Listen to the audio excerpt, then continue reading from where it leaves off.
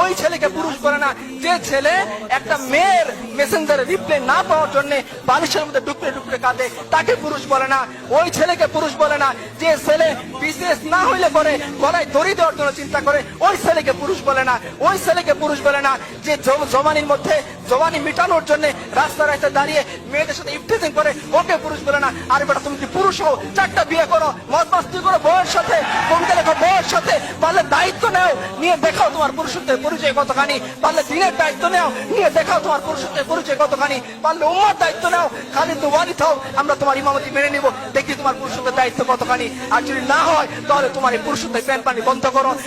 ইতিহাস তোমাকে মনে রাখবে না, ইতিহাস মনে রাখবে খালিদ ইবনে ওয়ালিদকে, ইতিহাস মনে রাখবে জাফর ইবনে আবু তালিবকে, ইতিহাস মনে রাখবে আবু বকর উমরকে, যে উমর পারস্যের সামনে দাঁড়িয়ে চোখে চোখ রেখে কথা বলেছিলেন। ইতিহাস মনে রাখবে রিবি ইবনে আমরকে, তিনি রুস্তমের সামনে দাঁড়িয়ে বলেছিলেন রাসূলুল্লাহ সাল্লাল্লাহু আলাইহি সাল্লাম 3টা অপশন আমাদের সামনে দিয়েছেন, হয় ইসলাম কবুল করো, শান্তি থাকবা, রুস্তম বলতে পারবো না, তাহলে অপশন 2 তুমি আমাদেরকে জিজিয়া দিবা, আমাদের অধীন হয়ে যাবা। রুস্তম বলতে পারবো না, তো অপশন নাম্বার 3 তলোয়ার সমাধান করবে তোমার এবং আমার মধ্যে, হয় তুমি জীবিত থাকবা না আমি জীবিত থাকবো।